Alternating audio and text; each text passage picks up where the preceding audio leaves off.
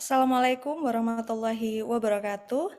Selamat sore dan selamat datang Waalaikumsalam warahmatullahi di wabarakatuh. Askogi seri ke-17. Apa saja kutanya Himpunan Onkologi Ginekologi Indonesia. Asogi merupakan webinar online series yang diselenggarakan oleh Hogi dan menjadi wadah diskusi seputar permasalahan dan kasus terkait onkologi ginekologi. Dan kami hadir setiap hari Rabu mulai pukul 15.30 sampai 16.30 waktu Indonesia bagian Barat. Berjumpa lagi dengan saya Dr. Hoirunisa sebagai MC pada acara Ashogi sore ini, dan untuk yang pertama kali mengikuti seri Ashogi, saya ucapkan salam kenal dan selamat mengikuti.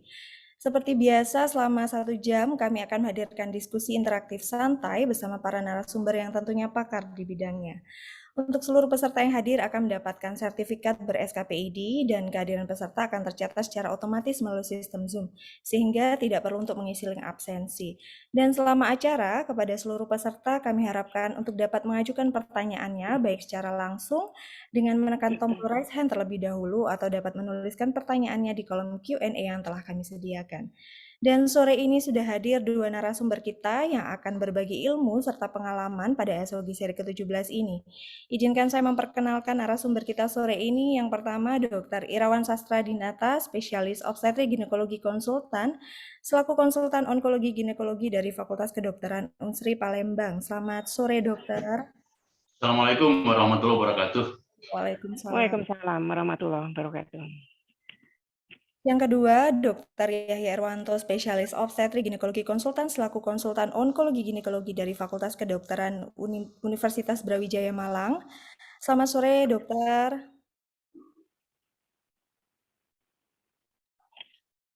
Dan jalannya Masih diskusi. di mute ya, Dokter Yahya? Ya, selamat sore, Sore ya. Dr. Wita, Dr. Irawan, Assalamualaikum. sejawat sekalian. Terima kasih. Dan jalannya diskusi Asogi seri ke-17 ini akan dimoderatori oleh Dr. Wita Saraswati, spesialis obstetrik ginekologi konsultan, selaku konsultan onkologi ginekologi dari Fakultas Kedokteran Universitas Airlangga Surabaya. Selamat sore, Dr. Wita. Selamat sore. Assalamualaikum warahmatullahi wabarakatuh. Waalaikumsalam warahmatullahi wabarakatuh. Dan untuk tema yang akan kita bahas pada Asogi seri ke-17 ini adalah pencegahan kanker ovarium. Seperti kita ketahui bahwa kanker ovarium itu merupakan keganasan ginekologi terbanyak setelah kanker serviks, di mana sebagian besar terdiagnosisnya pada stadium lanjut. Nah, sebenarnya bagaimana pencegahan kanker ovarium ini sendiri, mengingat sampai saat ini belum ada metode untuk deteksi dini atau screeningnya.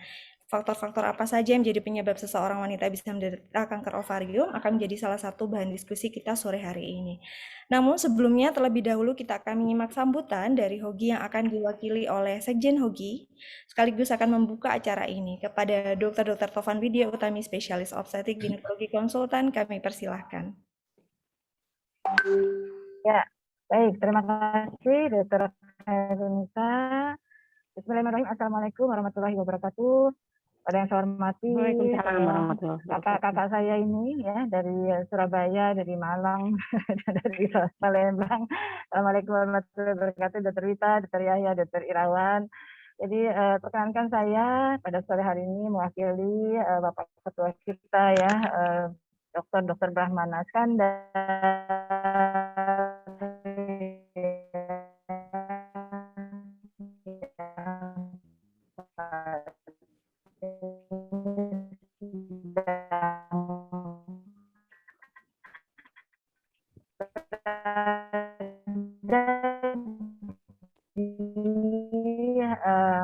Ya juga ya mendapatkan kebaikan dari juga kepada para partisipan yang tadi sudah tercatat 109 suatu webinar series yang tiap pekan ya. Jadi kalau menunggu waktu Indonesia Barat, ayo kita buka gadget masing-masing ya, kita bicara sersan ya, serius tapi santai ya, santai tapi serius, bicarakan hal-hal yang memang applicable, sederhana, yang memang bermanfaat untuk praktek sehari-hari. Jadi kita sudah sampai pada seri kali ini, yaitu tentang bagaimana pencegahan kanker ovarium ya. Jadi memang ini sangat menantang sekali bahwa kanker ovarium jelas belum ada screeningnya, belum ada penapisan yang betul-betul sangat mumpuni ya. Jadi mengapa ini pun menjadi masalah di negara-negara maju sekalipun, walaupun sudah dikembangkan biomarker atau penanda-penanda yang luar biasa canggih, tapi ternyata juga menjadi masalah. Dikatakan pada 35 tahun terakhir bahwa kanker ovarium itu berdasarkan 96 paper ya, minimal 96 paper, hampir 100 paper menyatakan bahwa angka survival ya pada penderita kanker ovarium tidak mengalami perbaikan, jadi sekitar in general hanya 45% saja. Jadi memang ini adalah masalah kita semua ya, bahwa memang kanker serviks menjadi masalah utama di negara kita, namun kanker ovarium tidak kalah pentingnya untuk kita bicarakan. Ya, tentu saja nanti kita akan hadirkan para pakar-pakar di sini, Dr. Yahya, Dr. Irawan, ya juga di moderator Dr. Wita ya. Nanti mudah-mudahan teman-teman SPOG dimanapun berada bisa menanyakan apapun terkait dengan bagaimana kita mendeteksi suatu keluhan, karena ternyata hampir 50% kanker ovarium itu tidak menunjukkan gejala yang spesifik ya. Makanya kenapa itu menjadi tantangan kita semua. Apakah betul ada pencegahannya gitu? Bagaimana cara mencegah yang secara strategis taktis untuk pasien-pasien kita? Bagaimana kita bisa lakukan suatu penapisan dalam arti familial cancer yang terkait dalam suatu pohon keluarga. Ya mungkin itu saja dari saya, tidak banyak ya, mungkin kita bisa sampaikan di sini adalah apapun pertanyaan adalah baik ya. Jadi terima kasih banyak kepada teman-teman yang di balik layar ya, Mas Alan ya, Dr. Birama, Dr. Harunisa juga yang sudah sangat intens untuk mengawal ini semua, dan Mbak Lucy juga ya. Mudah-mudahan apapun yang kita lakukan akan menjadi manfaat ketika sudah tiada nanti ya. Mudah-mudahan bermanfaat. Sekali lagi terima kasih banyak atas partisipasinya. Wabillahi taufiq wal hidayah. Wassalamualaikum warahmatullahi wabarakatuh. Saya kembalikan kepada Dr. Hairunisa. Silakan Dr. Hairunisa. Waalaikumsalam. Menggih. Terima kasih Dr. Tovan atas sambutannya. Baiklah, untuk selanjutnya adalah acara diskusi ASOGI yang akan dipandu langsung oleh moderator kita kepada Dr. Wita Saraswati, spesialis obstetrik ginekologi konsultan. Kami persilahkan. Baik, terima kasih Dr. Hairunisa. Suara saya jelas ya, Dr. Nisa? Jelas, Dok. Jelas, baik. Selamat datang Dr. Irawan, Dr. Yahya, ini teman-teman sejawat saya semuanya. Selamat datang juga semua hadirin Profesor Dokter pada acara sore hari ini. Hari ini kita membahas topik yang menarik banget ya. Tadi sudah disampaikan Dr. Hairunisa, Dr. Taufan, CA ovarium itu insidence-nya saat ini meningkat terus, sementara kita tidak punya tools untuk deteksi dini. Mungkin mengawali diskusi ini saya memberi pengantar sebentar. Mungkin Dr. Irawan nanti akan presentasi atau Dr. Yahya? Ada yang mau dipresentasikan nanti? Saya nggak ada presentasi. Baik, tidak apa-apa. Dr. Irawan dan Yahya, ada saya presentasi untuk sekedar pengantar aja untuk diskusi. Oh iya, tidak apa-apa. Iya. Nanti ya. Baik, ya siap. Jadi ini sifatnya memang diskusi ya, diskusi santai aja gitu ya. Jadi kalau kita tahu bahwa CA ovarium itu di dunia itu insidensnya, kalau dari data itu dari tahun 2020 itu 314.000 gitu ya, dengan kasus baru, dengan angka kematian lebih dari separuhnya, 200-an ribu sekian. Dan kalau di seluruh dunia merupakan urutan ketiga dari ginekologi cancer setelah CA cervix dan CA endometrium.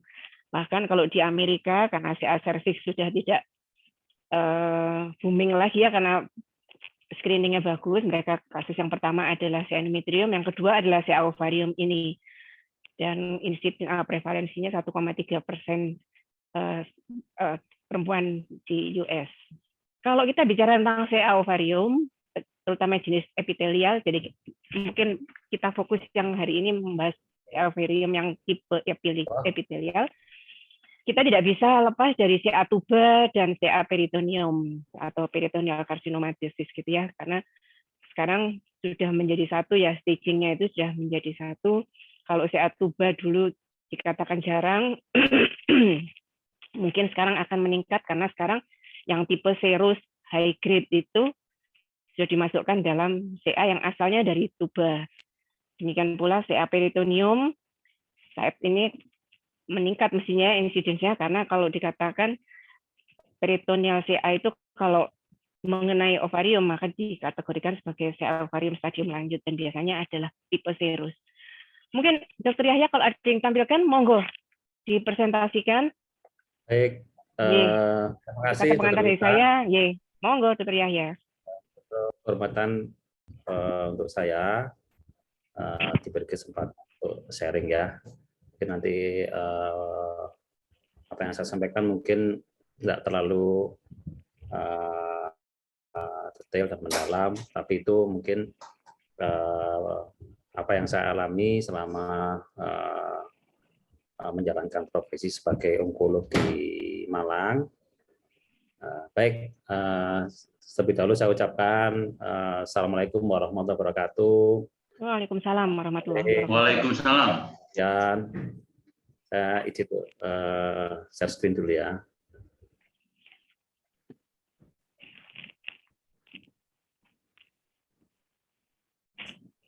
Baik, apakah sudah bisa diterima? Ya, jelas Dr. Yahya, monggo. Ya. Baik, terima kasih teman sejawat sekalian. Pada sore ini kita akan berbicara atau berdiskusi sharing pengalaman tentang pencegahan kanker ovarium. Tadi Dr. Gita sudah menyampaikan bahwa pada kanker ovarium ini sampai sekarang tidak ada screening yang efektif, ya, terutama untuk populasi umum, dan mungkin hanya bermanfaat untuk yang disebut dengan high risk population yang punya kelainan genetik, ya. Khas dari kanker ovarium ini adalah bahwa penderita kanker ovarium itu pada stadium awal selalu tanpa gejala, ya. Jadi hampir 70% yang datang ke onkolog itu selalu stadium lanjut, ya. Dan kita tahu bahwa kalau stadium lanjut maka prognosenya akan semakin jelek. Siapa saja wanita yang punya resiko untuk terkena kanker ovarium ini? Itu adalah mereka-mereka yang punya family history, ya, kanker ovarium, punya keluarga, ibu atau kerabat atau terutama first degree relatif, ya, saudara sekandung atau ibu. Tidak hanya kanker ovarium, tetapi juga gen yang sama juga menyebabkan penyakit yang lain, ya. Breast cancer juga salah satu yang disebabkan oleh kelainan gen yang sama, yaitu gen yang disebut dengan BRCA, ya, breast cancer antigen, yang menyebabkan kanker ovarium, di mana pengidap mutasi pada gen BRCA ini akan mewariskan 50% kepada keturunannya, ya. Kemudian faktor kedua adalah yang dikatakan meningkatkan risiko terhadap terjadinya kanker ovarium itu adalah infertility, ya. Wanita dengan infertility mempunyai peluang atau risiko lebih besar untuk menderita kanker ovarium. Terus yang ketiga adalah adanya endometriosis, ya. Endometriosis kista coklat yang banyak sekali diderita oleh wanita, biasanya datang dengan keluhan dysmenorrhea, ya. Kista coklat itu juga mempunyai risiko lebih tinggi untuk terkena kanker ovarium.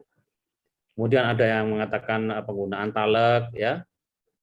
Kemudian juga penggunaan terapi suli hormon atau hormon replacement terapi, ya, terutama yang mengandung estrogen kadarnya yang tinggi, ya.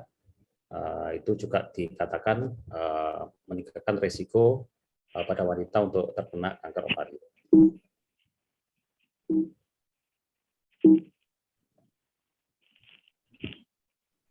Berikutnya. Kemudian di samping faktor-faktor yang merupakan peningkat, ya, meningkatkan risiko terjadinya kanker ovarium, ada beberapa hal yang faktor-faktor yang bisa mencegah, ya, yang menurunkan risiko terjadinya kanker ovarium. Antara lain di sini adalah penggunaan kontrasepsi oral, ya, kemudian kehamilan, ya. Semakin banyak wanita itu mengalami kehamilan, risiko untuk terkena kanker ovarium juga lebih kecil, ya. Kemudian breastfeeding, ya, makin lama seorang wanita itu menyusui, dikatakan bahwa risiko untuk terkena kanker ovarium juga lebih rendah. Kemudian wanita yang mengalami ligasi tuba atau tubektomi, ya, dikatakan juga mempunyai risiko lebih rendah untuk terkena ovarium. Dan kemudian wanita-wanita yang ovarektomi tentu saja, karena pada ovarektomi kan ovariumnya diambil, dan juga pasien yang mengalami histerektomi. Ya, ini faktor-faktor yang menurunkan risiko terjadinya kanker ovarium. Ada hal yang masih kontroversial. Ini tentang NSAID ya, obat antiinflamasi dikatakan ada juga yang bisa menurunkan risiko kanker ovarium ya, tapi ini masih kontroversi. Kemudian obat-obat untuk mengobat kesuburan ya. Kemudian obat-obat androgenik, antiestrogen dikatakan juga menurunkan risiko. Kemudian diet ya, diet yang rendah lemak atau kopi ya dikatakan juga punya risiko untuk menurunkan kanker ovarium, walaupun ini masih kontroversial. Jadi dalam hal pencegahan kanker ovarium ini kita perlu melihat apa saja yang merupakan risiko dan apa saja yang kira-kira bisa merupakan proteksi terhadap terjadinya kanker ovarium. Ini pada apa namanya pengidap BRCA, mutasi BRCA ya. BRCA itu adalah breast cancer antigen. Itu pada yang non Yahudi ya. Pada yang non Yahudi dikatakan bahwa risikonya akan meningkat ya. Kalau tidak ada, dia hanya peluang untuk terjadinya kanker ovarium hanya 8%. Tapi apabila ada saudara ya yang mengidap kanker ovarium, risikonya akan meningkat, apalagi apabila ada saudara saudara kandung ya atau ibu yang menderita breast cancer atau ovarian cancer, itu risikonya meningkat menjadi 40%. Ini pada non Yahudi ya. Kalau pada yang Jewish Yahudi dikatakan risiko itu lebih tinggi ya. Memang pada ada mutasi BRCA ini memang apa namanya berkaitan dengan ras ya. Dikatakan bahwa ras Yahudi ya itu mempunyai risiko 10 kali dari ras yang normal ya untuk apa namanya mengidap mutasi dari BRCA ini. BRCA antigen itu adalah BRCA gen. Antigennya BRCA gen itu adalah gen yang tugasnya adalah untuk repair ya. Untuk repair apabila ada mutasi, dia tugasnya untuk repair ya. Ya termasuk golongan tumor suppressor gen ya. Jadi kalau mengalami mutasi gen ini maka akan menyebabkan terjadinya pertumbuhan sel yang tidak terkendali ya.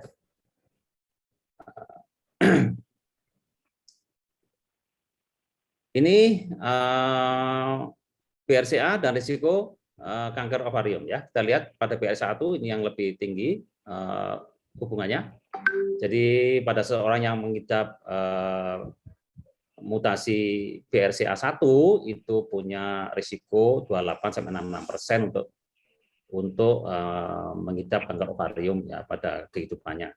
BRCA2 ya ini lebih rendah ya, terutama pada mereka yang usia tua ya. Kemudian ini hubungan antara infertilitas dan risiko kanker ovarium ya dibanding dengan wanita yang dengan paritas 3 atau lebih ya. Wanita paritas 0 yang tidak punya anak itu punya risiko 2 kali sampai 4 kali ya untuk mengalami mengidap kanker ovarium ini ya. Kemudian endometriosis ini dari tulisan Printon tahun 2000 dikatakan meningkatkan risiko kanker ovarium sebanyak hampir 2 kali. Demikian juga NES 2002 mengatakan bahwa pada wanita dengan endometriosis itu akan punya risiko 1,7 kali dibanding populasi normal. Hipotesisnya ya banyak hipotesisnya memang belum jelas hipotesis sampai sekarang. Salah satu teorinya adalah teori inflamasi ya yang menyebabkan mutasi. Kemudian ini juga hipotesis yang lain dikatakan bahwa androgen ya atau apa namanya androgen itu meningkat, sedangkan progestin itu menurunkan resiko ya. Itu dapat dimengerti mengapa pada orang-orang yang menggunakan kontrasepsi oral ya itu menurunkan risiko terjadinya kanker ovarium. Ini talak ya, dikatakan juga meningkatkan risiko tadi. Kemudian ini pil KB ya, dikatakan pil KB itu mengurangi risiko sebanyak 30-40% ya. Makin lama dipakai, tentu saja proteksinya juga makin meningkat. Kemudian proteksi ini bisa 20 tahun atau lebih setelah pemakaian ya. Banyak sekali oral kontrasepsi yang protektif, terutama obat oral kontrasepsi yang beredar sekarang cenderung ini low estrogen dan high progestin ini ya. Jadi kalau memilih pil KB yang bisa mencegah terjadinya risiko kanker ovarium, itu pilih yang estrogennya low, tapi progestinnya yang tinggi ya. Nah ini tabel menunjukkan bahwa semakin banyak kehamilan, risikonya akan makin turun ya. Ini menurun ya. Kehamilan 3 atau lebih itu menurunkan risiko separuh ya dari populasi normal ya. Kemudian ini adalah dengan apa namanya menyusui ya, makin panjang wanita menyusui risiko terkena kanker ovarium juga semakin rendah ya. Nah, kemudian ini tubektomi ya, dikatakan wanita yang mengalami tubektomi ya atau salpingo-ovarektomi itu risiko terkena kanker ovarium juga akan lebih rendah. Ya, ini obat-obatan ya. Nah, ini dikatakan bahwa obat-obat oral kontrasepsi pada wanita juga menurunkan risiko terjadinya kanker ovarium ini ya. Jadi ini ada beberapa hasil penelitian oleh beberapa ahli ya. Dikatakan ini Modern tahun 2001 mengatakan bahwa wanita tanpa mutasi BRCA itu terproteksi ya, tetapi mereka yang ada mutasi BRCA itu tidak terproteksi. Tapi berbeda dengan Nerud ya, bahwa semua wanita baik yang mengalami mutasi BRCA maupun yang tidak itu terproteksi dengan pemakaian oral kontrasepsi. Kemudian juga Walker menyatakan bahwa semua wanita ya dengan maupun tanpa riwayat keluarga juga terproteksi dengan pemakaian pil oral kontrasepsi ini.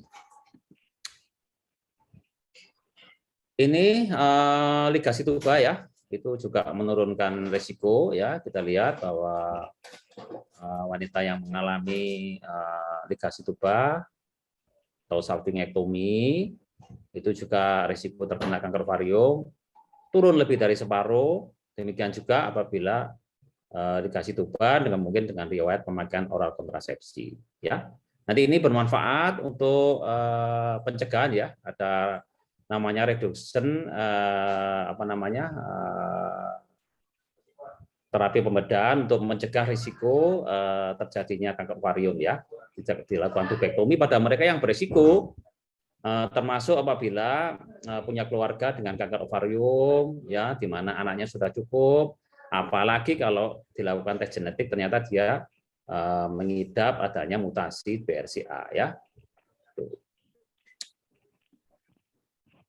Nah, kemudian ini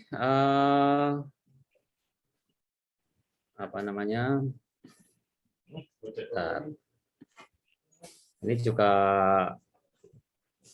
aspirin ya, dikatakan pemakaian NSAID tadi, berbagai peneliti juga mengatakan untuk bisa menurunkan risiko kanker ovarium ya, walaupun tadi dikatakan masih kontroversial ya pemakaian aspirin atau NSAID. Jadi faktor-faktor yang dapat mencegah kanker ovarium itu kita simpulkan adalah satu, penggunaan oral kontrasepsi ya, kemudian kehamilan atau menyusui ya, kemudian ligasi tuba atau tubektomi, kemudian jangan menggunakan talek ya, kemudian jangan menggunakan terapi sulih hormon khususnya yang estrogennya tinggi ya.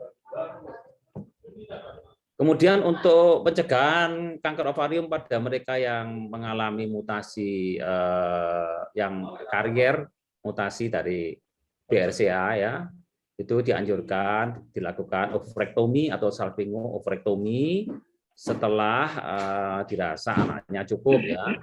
Kemudian juga bisa diberikan pemberian pil KB ya.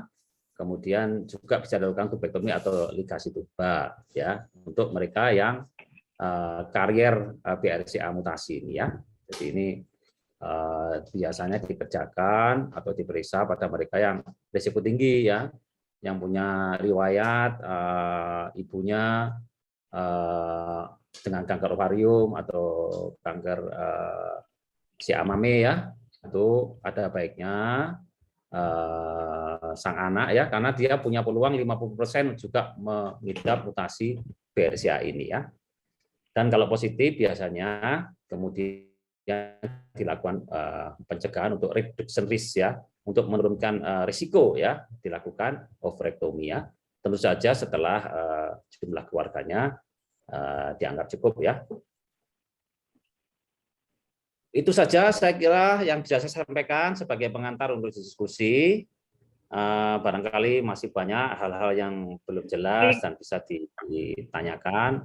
Mungkin nanti Dr. Irawan akan bisa membahasnya lebih dalam. Demikian Dr. Wita, waktu saya kembalikan. Terima kasih Dr. Yahya. Assalamualaikum warahmatullahi wabarakatuh. Terima kasih penjelasan yang sangat komprehensif. Mudah-mudahan bisa kira-kira dari awal ini membuka pintu untuk diskusi kita semua ya. Jadi ini ada pertanyaan di forum Q&A. Selamat sore dokter, mohon izin bertanya bagaimana hubungan pemakaian talek atau bedak sejak bayi dan dewasa dapat meningkatkan risiko CA ovarium. Apa anjuran yang dapat diberikan untuk mengurangi kemungkinan ini bila sudah memakai talek dalam waktu yang lama? Terima kasih dokter. Monggo, saya persilakan dokter Irawan, monggo. Mungkin bisa kita berdiskusi mulai diskusi. Silahkan.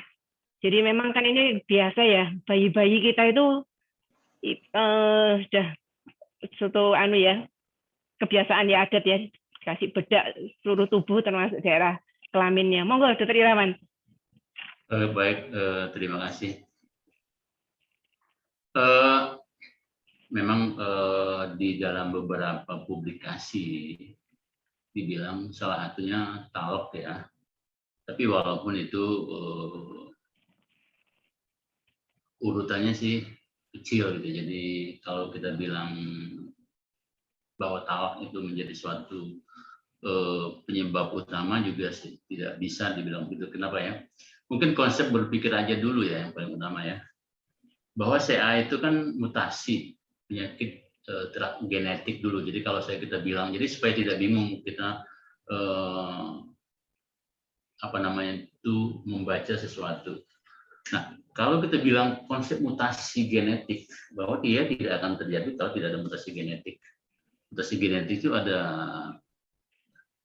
single stranded dan double. Jadi kalau hanya di salah satu dan tidak di dua-duanya akan berbeda dengan salah satu saja.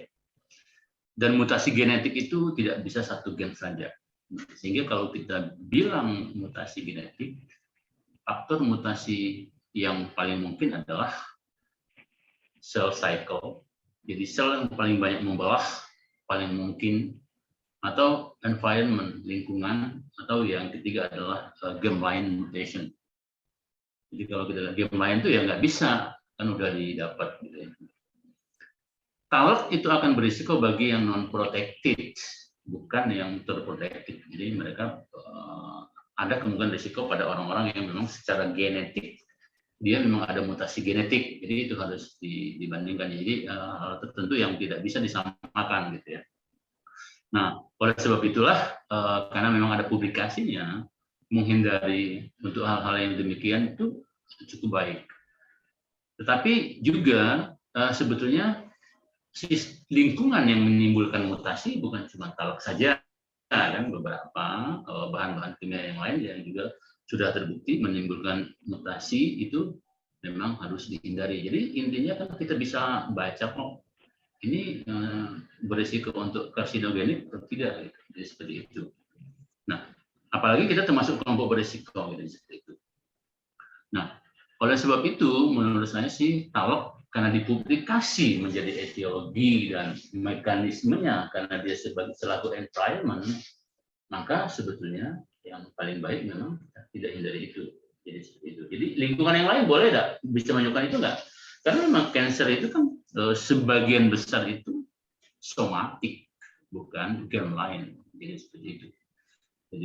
Jadi faktornya seperti itu. Jadi tidak mungkin ada kanker yang memang tidak ada perubahan genetiknya yang kita bisa lihat. Walaupun nanti kalau kita lihat kanker ini adalah genetik bergabung dengan genetik, ya. Nah, jadi seperti itu.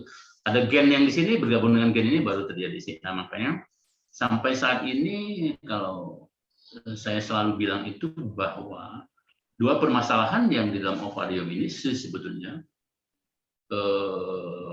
deteksi dini dan pengobatan. Nah, itu kenapa saya bilang pengobatan juga belum selesai? Karena memang kalau dibilang dibandingkan dengan seamame ya, yang survival, yang kesembuhannya atau kesembuhannya sampai 70%, ya ovarium kan kesembuhannya baru sekitar 35 sampai kalau di dunia mungkin 40%.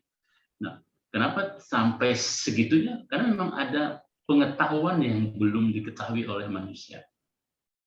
Apakah pengobatan yang selama ini kita betul tepat? Menurut saya sih belum. Pengobatan yang baru tepat untuk ovarium itu cuma operasi kok. Karena orang dengan kita operasi itu banyak kok yang bagus gitu. Karena kalau operasinya baik, hasilnya baik.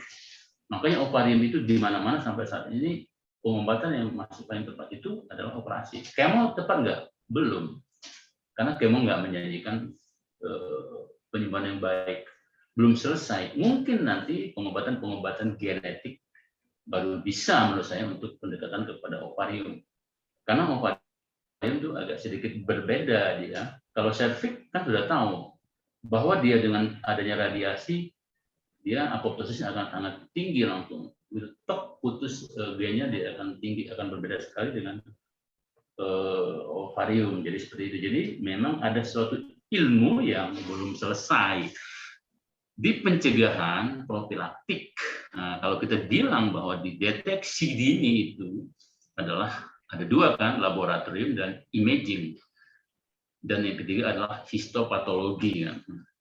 Nah, sekarang ini kan porsi histopatologi nggak ada di ovarium, belum ada. Kita mengandalkan adalah laboratorium dan imaging.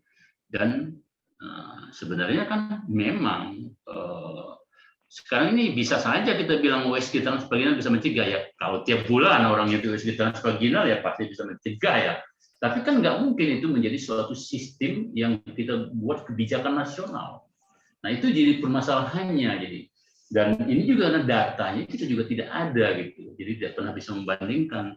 Risiko orang kena kanker ovarium pasti sangat rendah kalau tiap bulan kita lakukan USG transvaginal. Tiap bulan kita hitung kok ovariumnya gitu. Kecil sekali gitu ya. Iya, apalagi OSG saat ini kan sangat memiliki akurasi tinggi dibanding di bulan presentasi CA125 pasti itu yang lebih baik. Tapi at least bahwa kan sebetulnya sudah di campaigns, sudah beberapa organisasi. Sebetulnya asal saja pasien itu aware. Satu ya, kalau dia ada keluhan abdominal discomfort atau pelvic fan yang tidak nyaman tuh dia harus salah satunya seorang medis ya, baik itu dokter obgyn atau dokter umum yang kecil memikirkan diferensialnya kemungkinan ke arah ovarium. Apalagi usia orangnya di atas 50 gitu. Iya, tapi kalau kita ngomong usia muda reproduktif jangan kasih dulu, kasih penyebabnya yang lain. Jadi seperti itu.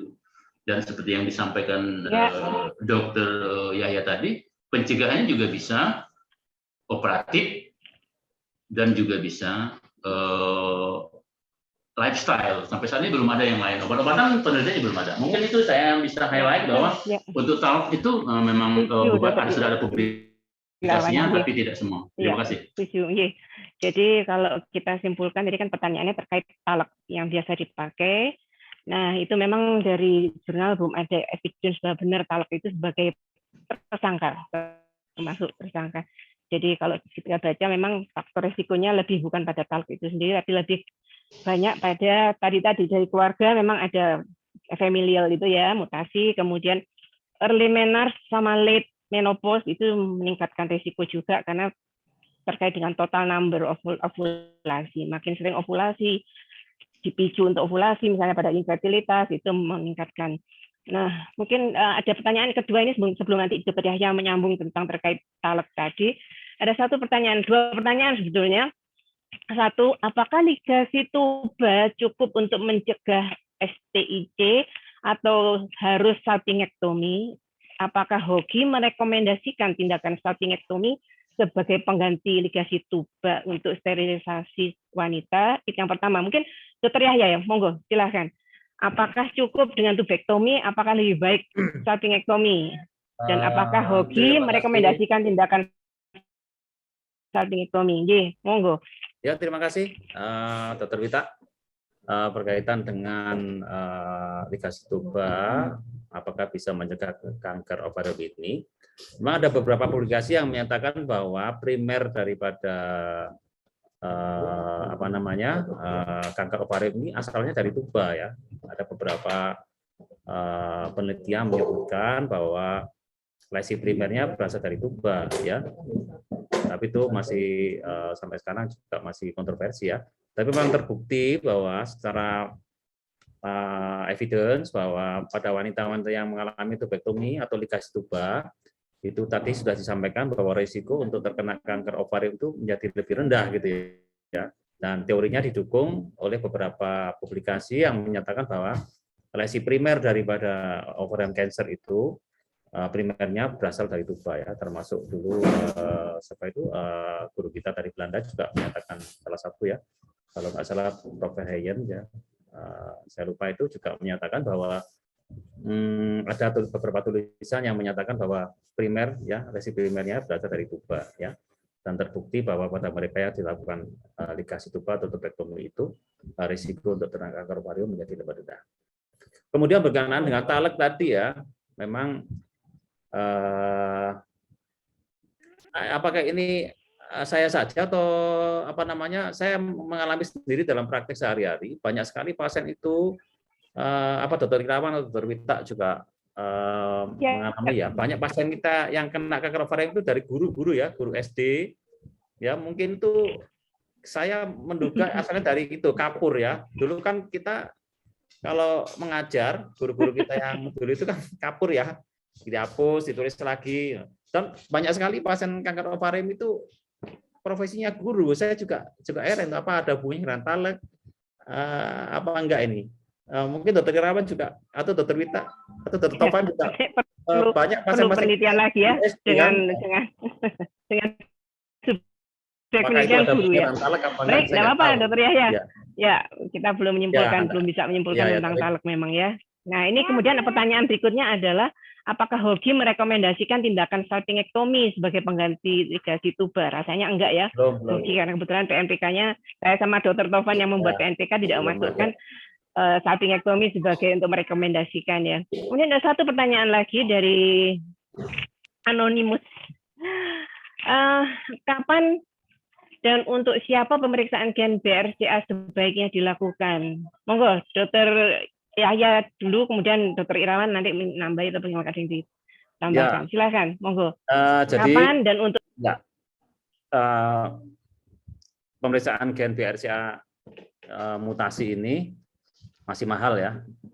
Jadi tentu saja tidak direkomendasikan untuk dilakukan secara rutin pada populasi keseluruhan ya. Dilakukan di negara maju ya, mungkin bukan di kita masih belum karena masih mahal ya. Untuk mereka-mereka yang mempunyai satu family history ya, family history orang tua ya, ibu atau bapak yang mengidap colon cancer ya, colon cancer atau breast cancer atau ovarian cancer ya.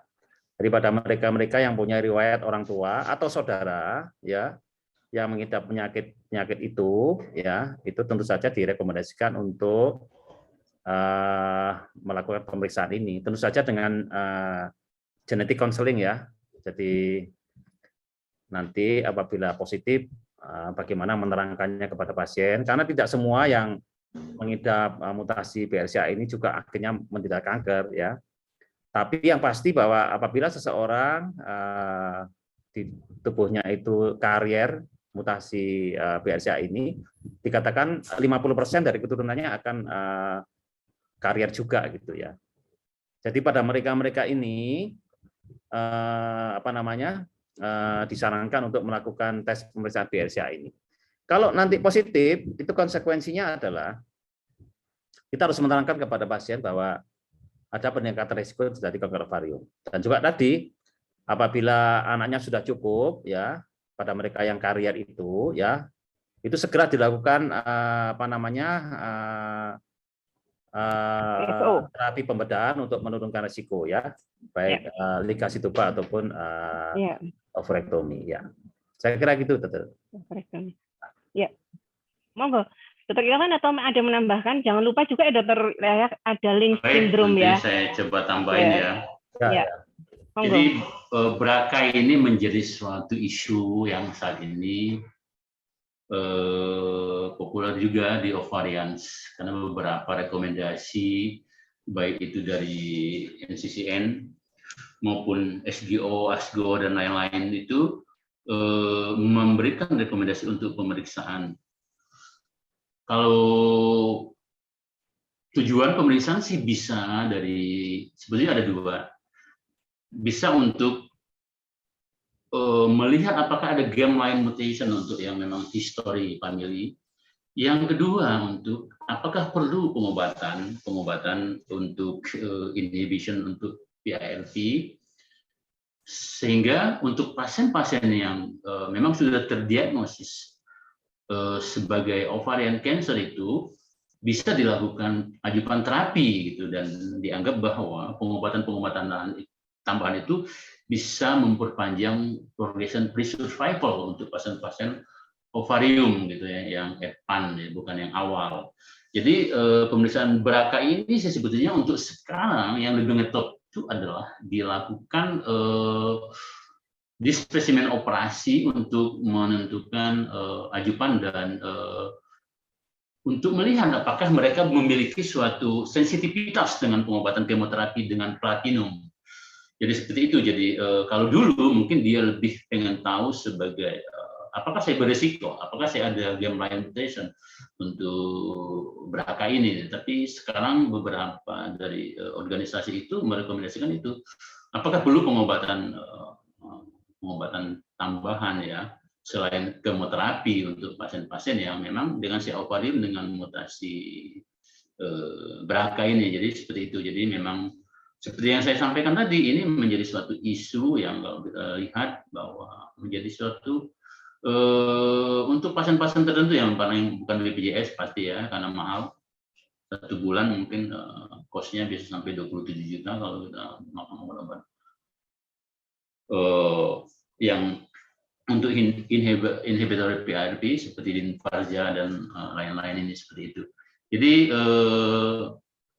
ke depan BRCA ini akan menjadi isu yang sangat penting untuk dilakukan pemeriksaan pada pasien-pasien kanker, apalagi kan katanya untuk pasien ini kan yang paling banyak yang di kita ini kan 70% high grade serous, yang di situ juga sangat berguna untuk. Tapi dua-duanya baik yang tipe yang endometrioid dan clear cell juga itu bagus juga untuk tetap dilakukan pemeriksaan BRCA. Jadi BRCA ini ke depan akan menjadi isu yang penting selain untuk melihat apakah ini termasuk yang nantinya kalau kita mau jadi platinum yang sensitif, dan apakah pasien-pasien ini perlu pengobatan terapi tambahan ya kalau dia memang ada mutasi gen gitu seperti itu. Jadi kalau di breast ini mungkin sudah ngetop, tapi di ovarium pasti dia sudah akan menjadi sangat penting. Jadi yang paling utama adalah rekomendasi pada saat terdiagnosis sih sebetulnya, atau riwayat seperti disampaikan Dr. Hera tadi, memang ada family history memang, jadi seperti itu. Mungkin itu tambahan dari saya. Terima kasih.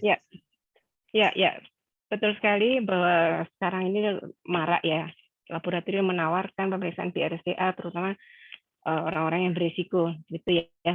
Ini ada pertanyaan lagi dari Dr. Yosua dari Padang bertanya tentang pencegahan rekurensi dari kanker ovarium.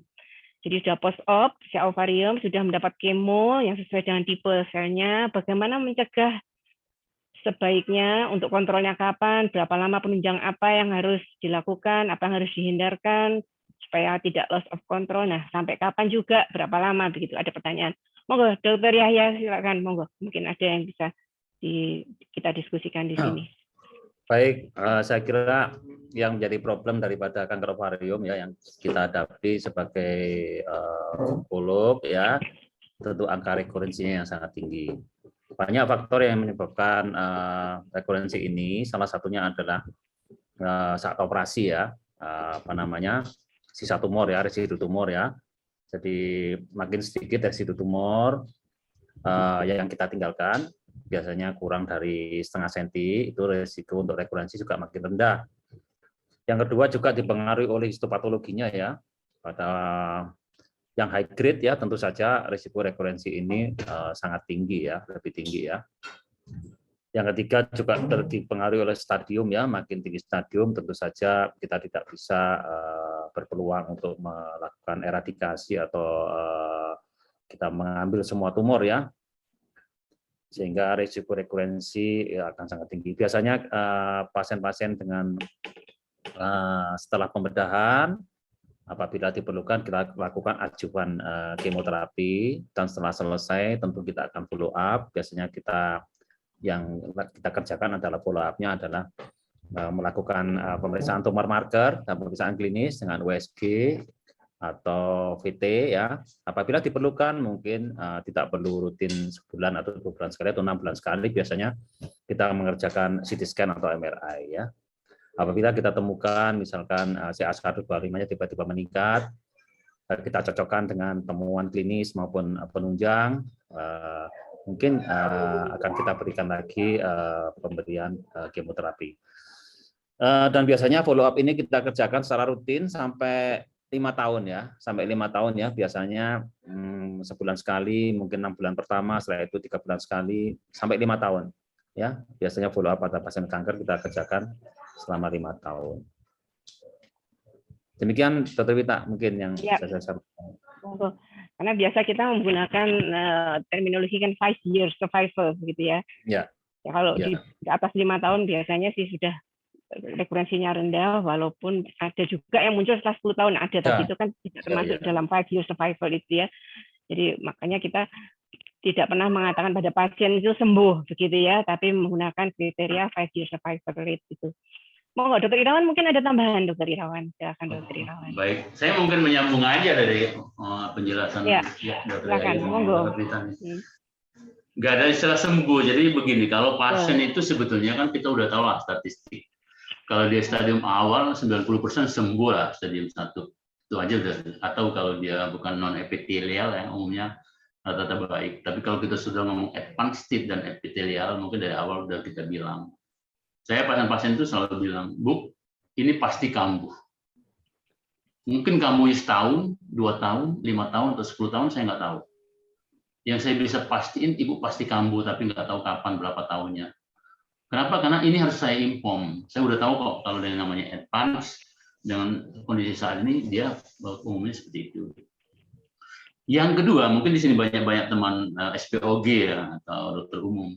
Bahwa ovarium itu sampai saat ini kan sudah saya bilang tidak ada pencegahan yang efektif, tidak ada pengobatan yang bagus, masih ada pengetahuan yang belum bisa kita pecahkan. Satu-satunya adalah operasi, dan yang paling penting adalah completely resected. Oleh sebab itulah mungkin dari awal teman-teman SPOG itu harus tahu ini completely resected or no. Kalau dia completely silahkan dikerjain. Jadi memang deteksi dini atau diagnosis. Jadi ovarium itu lebih ke bagaimana kita meningkatkan teman-teman SPOG itu memiliki kemampuan deteksi kepada tumor ovarium ini condong benign atau ganas. Dengan demikian kalau dia sudah tahu ganas, mungkin dia akan dilakukan tindakan operatif di tempat yang fasilitas lebih lengkap sehingga target awal itu adalah completely resected itu bisa tercapai. Itu poinnya, endpoint. Begitu ini tidak tercapai, ke belakang pasti gundul dia. Apapun yang kita lakukan tuh ya kayak sesuatu memberi harapan PHP juga lah ya. Jadi seperti itu. Jadi betul-betul oleh sebab itulah menurut saya effort luar biasa harus kita lakukan pada operasi pertama. Itu yang paling utama. Begitu dia completely resected, ke belakang itu gampang. Yang kedua, kalau dia non completely resected, nah itu betul-betul harus kita tentukan the next step-nya. Setelah dia selesai kemo, mungkin kita mesti memastikan dengan apa? Apakah kita memang dilakukan dengan relaparatomi atau dengan surgical atau kita dengan PET scan, itu mesti jelas. Kenapa? Karena kita memang sudah ini. Yang ketiga tadi harapannya bagi yang BRCA positif kalau orang kaya, siapa tahu kita bisa melakukan terapi adjuvan ya, tapi untuk orang kaya dong, orang miskin susah ya, nggak bisa makan nanti ya. Iya, nanti sehingga progression survival-nya bisa kita perpanjang. Jadi memang ada sesuatu pengetahuan yang menurut saya belum terungkap dalam ovarium ini, sehingga sampai sekarang ya masih apa ya, masih bersedih kadang-kadang kita lihat pasien kita yang kita udah capek operasi, tahu-tahu dia terminal state dan kemudian roadmap to die. Ini yang cukup sulit untuk dijelaskan dengan kata-kata. Terima kasih Dr. Dita. Ya. Terima kasih banyak Dr. Irawan, Dr. Yaya penjelasannya. Ada satu pertanyaan, mungkin ini pertanyaan yang terakhir ya, karena sudah menjelang 4:30. Ada satu pertanyaan, apakah seorang ibu yang mengidap kanker payudara bisa menurunkan ke anak laki-laki? Terima kasih dokter sebelumnya. Sempat saya baca memang terkait mutasi BRCA2 itu, kalau orang tuanya, terutama kalau bapaknya juga kanker payudara, maka sangat berisiko anak-anak laki-lakinya juga. Bagaimana dengan kalau ibu yang kanker payudara, apakah bisa menurunkan pada anak-anaknya? Beberapa literatur memang mengatakan demikian. Jadi terutama kalau bapaknya, tapi kalau ibunya juga berisiko juga. Monggo, Dr. Yahya, ada penjelasannya terkait kanker payudara ibu menurun pada anak laki-laki. Ya. Jadi pada seseorang yang karier mutasi BRCA ini ya, itu akan punya peluang ya menurunkan 50% menurunkan pada keturunannya ya. Jadi misalnya punya 2 orang anak, maka satu akan ditemukan mutasi BRCA ini. Dan BRCA ini tidak hanya breast cancer ya, menyebabkan breast cancer ya, tapi juga menyebabkan cancer yang lain ya, ovarian cancer, colon cancer ya. Jadi kalau seorang ibu yang breast cancer, mungkin anak laki-lakinya tidak breast cancer tapi bisa colon cancer ya. Tentu saja tidak semua, karena ini adalah ada saja seorang individu yang karier mutasi BRCA ini juga sampai tua juga tidak mengalami kanker. Tetapi yang jelas bahwa punya resiko yang lebih besar dari populasi umum ya. Jadi itu ya. Jadi tidak, BRCA ini adalah tumor suppressor gen ya. Gen yang tugasnya untuk repair bila mana ada gen yang mengalami mutasi. Dia tugasnya untuk reparasi. Apabila gen yang merepair ini rusak, maka apabila ada perubahan genetik tidak bisa di-repair, akibatnya akan terjadi proliferasi daripada sel yang terus-menerus ya. Jadi itu, jadi jawabannya punya peluang untuk 50%. Ya. Ya, terima kasih. Ya. Kita juga mengenal adanya Lynch syndrome ya, terkait colon dan sebagainya. Itu kalau dari related keluarga ada yang menderita itu, sebaiknya juga orang-orang yang berisiko itu mengalami kanker ovarium juga dilakukan pemeriksaan terkait gen-gen yang mengalami mutasi begitu. Baik, karena waktunya mepet banget, mungkin saya bisa menyimpulkan saja hasil diskusi kita hari ini begitu ya. Jadi tetap kanker ovarium itu silent killer begitu ya, karena tadi saya katakan tadi screeningnya tidak ada yang valid atau yang benar-benar bisa kita pegang sebagai screening, kemudian gejalanya juga tidak khas. Jadi perempuan yang dikatakan kalau dispepsia yang menaun diobati obat-obat lambung selama tidak membaik, itu biasanya hati-hati, jangan-jangan itu saya ovarium begitu ya. Dan tidak khas banget gitu ya, datang biasanya sudah stadium lanjut. Jadi kalau topik hari ini bagaimana mencegah kanker ovarium, lebih ke arah bagaimana kita mengenali faktor-faktor risiko, termasuk kondisi-kondisi di mana number of ovulasi itu tinggi, misalnya orang yang mengalami induksi ovulasi berulang-ulang, nulliparab gitu ya, kemudian menarche-nya lebih dini di bawah 12 tahun, kemudian menopause-nya juga telat gitu. Nah, kemudian jangan lupa bahwa genetic factors itu yang berperan sangat tinggi di sini, sementara kita kalau itu sudah ketahuan kan kita bisa menggunakan targeted therapy begitu ya. Mungkin itu yang bisa saya sampaikan. Mungkin Dr. Yahya atau ada sepatah kata dua kata untuk menutup kesimpulan hari ini, ada yang ditambahkan, Boten? Mungkin saya kelewatan untuk menyimpulkan. Saya cukup, saya kira, Dr. Wita. Terima kasih. Mungkin Dr. Baik, Irawan. baik. Dr. Dr. Irawan, monggo ada yang mau ditambahkan sedikit sebagai penutup? Mungkin saya ada yang lupa. Saya ingin berbagi aja dengan teman-teman SPOG dan mungkin juga dokter umum yang ada bergabung di sini, bahwa Ovarium ini menjadi tanggung jawab semua pihak, dan tugas kita adalah satu mengedukasi ya sesuai dengan campaign daripada WHO, apa yang mesti kita campaign tentang bahwa setiap orang itu harus awas dengan keluhan yang ada di abdominal. Jadi seperti itu. Jadi silakan berkonsultasi dengan ginekolog atau obstetri ginekolog. Jadi seperti itu. Yang kedua, bahwa kanker ini adalah penyakit mutasi genetik, sehingga lifestyle itu sangat penting. Misalkan tidak obes, gitu ya, tidak makan yang fast food, gitu-gitu kan. Semuanya itu karena segala sesuatu. Kenapa saat ini yang ini? Karena lifestyle. Jadi kembalilah ke zaman di mana memang semuanya itu natural, alami, gitu. Jadi kalau pendapat saya seperti itu. Jadi memang tugas kita adalah pencegahan itu adalah yang paling ampuh adalah edukasi. Jadi seperti itu. Jadi setiap orang edukasi bahwa dia tuh harus selalu alert, awas dengan kesehatannya. Yang kedua adalah jadikan lifestyle. Pasti yang ketiga adalah hidup ikhlas ya. Orang ikhlas itu bisa jarang sakit. Terima kasih. Itu aja taman saya. Oke. Ya, terima kasih banyak Dr. Irawan untuk tambahannya ringkasan hari ini. Rasanya cukup karena pas waktunya habis. Penutup oleh Dr. Taufan atau Dr. Nisa, saya kembalikan lagi ke Dr. Nisa ya. Terima kasih banyak atas partisipasinya, atas bagi-bagi ilmunya, Dr. Irawan, Dr. Yahya, presentasi yang sangat menarik. Mudah-mudahan bermanfaat untuk kita semua, untuk pasien-pasien kita. Begitu. Saya kembalikan ke Dr. Nisa. Terima kasih. Amin, amin, matur nuwun, Dr. Wita, Dr. Irawan, Dr. Yahya. Barakallah fik. Ya. Terima kasih Dr. Wita.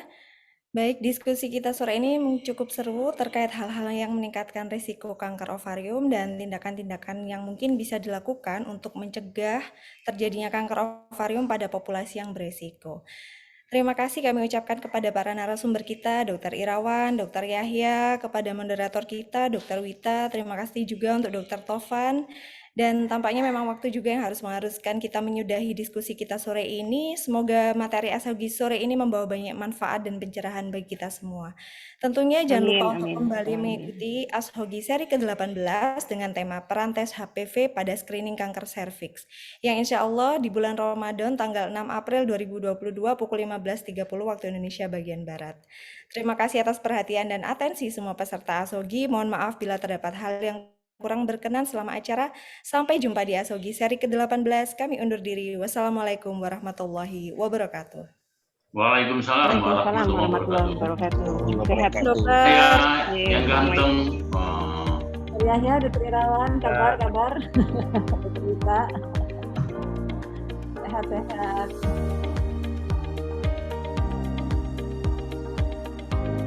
Dr. Nisa selalu sehat ya, Dr. Nisa. Alhamdulillah dokter, matur nuwun dokter. Sehat dong. Belum pernah on-onnya.